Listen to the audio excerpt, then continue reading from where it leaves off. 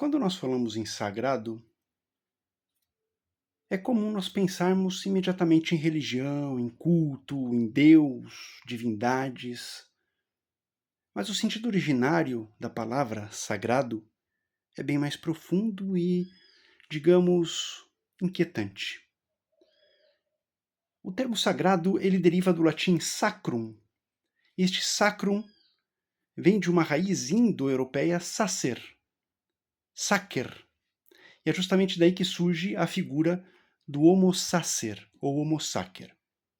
Na Roma antiga, mais que antiga, na Roma arcaica, o homo sacer era aquele que, por não se enquadrar nas normas fundamentais da comunidade, era banido do convívio social.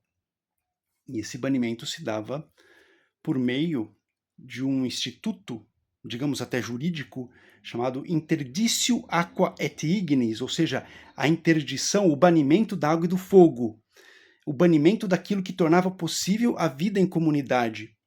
É quando a comunidade chega para o indivíduo que pertence a ela e diz: você não bebe mais da minha água e você não se aquece mais no meu fogo.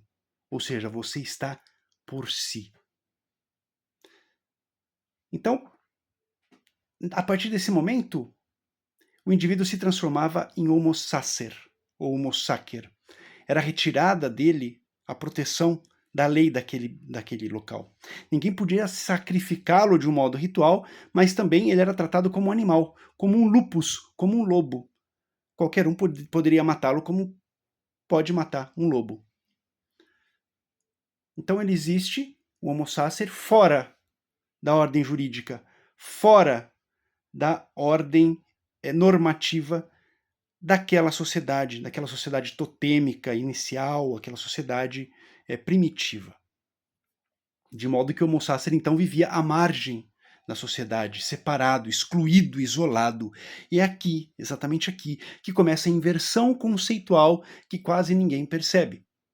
Por quê? Porque não eram apenas os criminosos ou os indivíduos violentos que se tornavam sacer ou sacer. Também aqueles que pensavam de maneira diferente, aqueles que viam o mundo por uma outra chave, por uma outra perspectiva, que colocavam, portanto, em risco a estabilidade simbólica do grupo, esses indivíduos também eram afastados. Também se transformavam em sacer.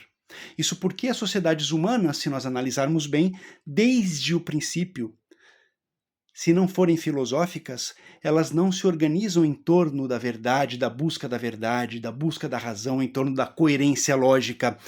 As sociedades humanas tendem a se organizar, não filosóficas, tendem a se organizar em torno de uma coesão. E para que exista essa coesão, se organiza em torno de um controle comportamental, de uma manutenção da ordem. E quem ameaça essas coisas, quem ameaça esse status quo, mesmo que dizendo a verdade, mesmo que trazendo a racionalidade, se essa racionalidade, essa verdade ameaçarem essas coisas, esse status quo, esse indivíduo é configurado como perigoso, pernicioso àquele grupo. E assim, portanto, muitos dos que viveram naquela época e diziam verdades incômodas, verdades para romper certas ilusões coletivas ou para que se enxergasse além das narrativas dominantes, esses indivíduos acabaram se tornando sacer ou sacer. E é aqui que ocorre algo decisivo. Aquilo que era uma exclusão social passa a ser paradoxalmente o sinal do sagrado. Sacer, sacer, sacrum.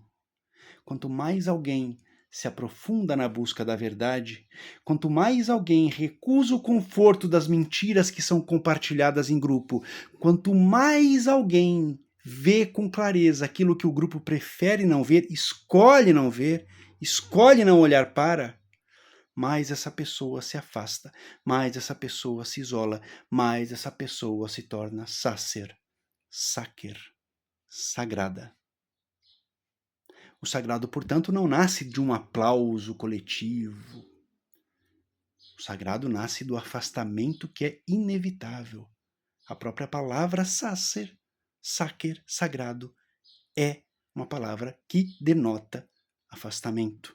E é exatamente por isso que na ordem logonoética, a estrutura iniciática faz algum sentido. Existem os graus iniciais, maçônicos, chamados de terrosos, com a maçonaria pitagórica. Eles são abertos, de algum modo acessíveis e destinados a qualquer pessoa livre de bons costumes que tenha interesse sincero em aprender. Mas a partir de certo ponto começam os círculos sacer, sagrados. Então, percebam que o termo sagrado agora se revela de uma maneira diferente para nós. Após a maçonaria pitagórica vem o círculo maior de iniciados. Círculo maior de iniciados. Depois do círculo maior vem o círculo menor de iniciados. E por fim, depois do círculo menor, vem o círculo restrito de iniciados. Cada avanço desse não é um privilégio. Na verdade, cada avanço desse é uma restrição. Veja só, de um círculo maior para um círculo menor, de um círculo menor para um círculo restrito. Há um afastamento, há uma crescente solidão consciente. Quanto mais o iniciado se aprofunda, tanto mais sagrado ele se torna. Por quê? Mais separado, mais sacer. O sagrado, portanto, o que é? O sagrado é aquilo que nem todos podem tocar, que poucos podem tocar, porque poucos suportam tocar. E em contrapartida, nós temos o outro termo, o termo profano. Profano vem do latim profanum, que significa literalmente aquilo que está fora do templo. Fano era um local que antecedia a entrada do templo. Profano, aquele que está no fano, aquele que não está dentro do templo, aquele que não está no sagrado, aquele que está na regra geral. Profano, então, não é originalmente algo impuro ou algo errado, de modo algum. Ele é simplesmente aquilo que não pertence ao espaço sagrado. Sendo que o fano, repito, era o recinto consagrado, delimitado, separado do templo que era sagrado. Profanum era tudo aquilo que permanecia do lado de fora, do lado comum, do lado cotidiano, do lado indiferenciado. E assim o profano é aquilo que é domínio do uso comum, é aquilo que tem acesso irrestrito, aquilo que pertence a todos, aquilo que é acessível a todos e por isso mesmo não exige nenhuma transformação interior para ser tocado. Então, percebam que o sagrado separa e o profano mistura. O sagrado vai exigir um deslocamento interno. O profano mantém tudo como está. No fundo, então, falar de sagrado e de profano é falar de níveis de consciência. O sagrado não é um lugar. O sagrado é uma condição de quê? De afastamento. Seja ele interior, seja ele físico. E talvez, meus caros, a maior ilusão moderna seja imaginar que o sagrado está no centro das multidões, acontece no centro das multidões, quando desde sempre o sagrado, o sacro, sacer, habita às margens da sociedade. Vejamos, por exemplo, Jesus Cristo com 12 míseros apóstolos, vejamos Sócrates com pouquíssimos, reduzidíssimos discípulos, ambos lançados à margem da sociedade, afastados, condenados como homo sacer, sagrados. Diante de tudo isso, desse estudo etimológico dos termos, torna-se praticamente impossível não lançarmos um olhar crítico sobre muitas ordens iniciáticas contemporâneas, ordens que se dizem guardiãs do sagrado, mas que passam a medir o seu valor enquanto ordem pelo crescimento numérico, pela quantidade de membros que tem, pela expansão territorial, pela expansão de poder, pela visibilidade social, pela oferta de títulos e condecorações. O sagrado nunca foi quantitativo. O sagrado sempre foi restritivo, exigente, seletivo por natureza. De modo que quando uma ordem passa a temer o seu esvaziamento, essa ordem, para que não esvazie, começa a suavizar as verdades. Quando ela teme a perda de membros, ela adoça o líquido que deveria ser amargo. E nesse processo algo muito grave acontece. Muitas dessas ordens utilizam o termo profano se referindo ao mundo exterior, aqueles que estão fora dos rincões simbólicos da ordem. Mas perceba que há uma inversão silenciosa em curso, porque ao evitarem as verdades duras, ao se esquivarem da lógica quando ela incomoda, ao desencorajarem o pensamento autônomo, ao exercerem até um controle sutil, ou às vezes até explícito sobre a forma de pensar dos seus membros, dizendo: este aqui pode ser considerado um dos nossos, aquele não, aquele é profano, aquele é espúrio, este aqui não é. Um controle sobre a liberdade de pensamento de cada um dos seus iniciados. Essas ordens deixam de proteger o sagrado e passam a profaná-lo. Porque estão buscando o profano dentro do sagrado. Há uma profanação do sagrado. O que profana o sagrado, portanto, não é o mundo exterior, mas é o mundo interior. O mundo interior que se recusa a enxergar e buscar a verdade, porque essa busca é dolorosa, separa, joga à margem, por isso é denominado sagrado. É isso que deixa, portanto, o profano invadir o local do sagrado.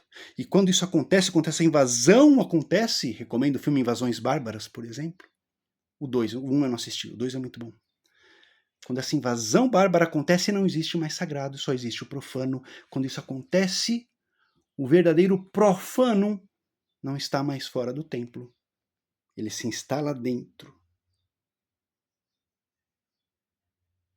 Isso acontece quando o espaço que deveria separar, e separação é dor, e a dor da verdade é uma dor crua, verdadeira. Isso acontece quando a ordem que devia separar passa a se preocupar em acomodar os seus. Isso acontece quando o lugar que deveria elevar passa a nivelar os seus. Uma ordem se torna profana no exato momento em que ela escolhe a coesão, a união, em detrimento da verdade, da lógica, da racionalidade, do real. Isso acontece quando se adota a estabilidade, a necessidade de estabilidade, em detrimento de um pensamento crítico, do pensamento racional, do pensamento lógico. Uma ordem se torna profana quando ela escolhe o pertencimento dos seus, escolhe ofertar a sensação de pertencimento em detrimento da lucidez que um caminho iniciático exige. O sagrado exige coragem, exige solidão, exige risco. E quando isso tudo é substituído por um conforto simbólico, o templo físico permanece de pé. Mas o fânum desaparece. Templo e fânum se transformam numa coisa só. E talvez seja por isso que hoje, aquilo que ainda é verdadeiramente sagrado, como sempre, não comporta multidões. Ele se oculta em círculos menores, em afastamentos silenciosos, em consciências que aceitam o preço da lucidez. O sagrado não se populariza. E ao não se popularizar, ele se preserva. E toda ordem que esquece isso, ainda que continue a falar de iniciação, usar os termos profano e sagrado, é uma ordem que já atravessou sem perceber o limiar do profano e conspurcou, assim, o sacer, o sagrado, aquilo que, invariavelmente, tem que estar à margem.